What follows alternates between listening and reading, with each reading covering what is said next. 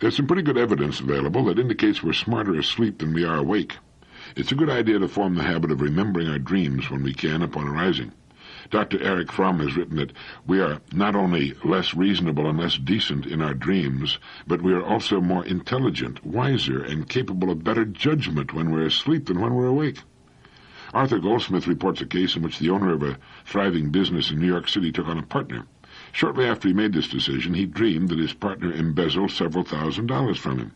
A year later, the dream came true. The partner actually had filched a large sum of money from the firm.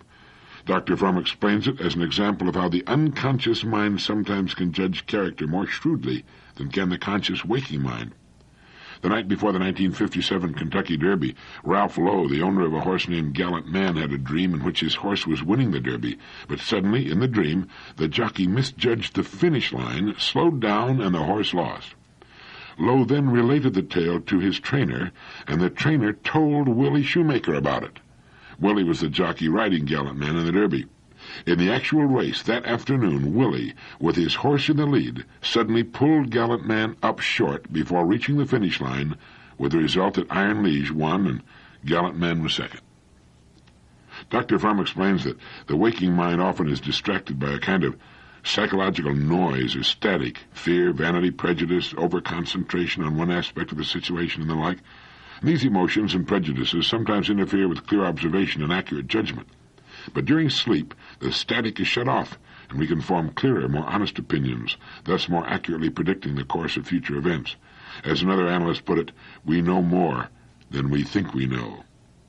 One time a yachtsman who went to sleep aboard his anchored boat was disturbed by a dream in which a voice warned him that another boat was bearing down on him, threatening a collision. He awoke so upset by the vivid warning that he went on deck for a look around.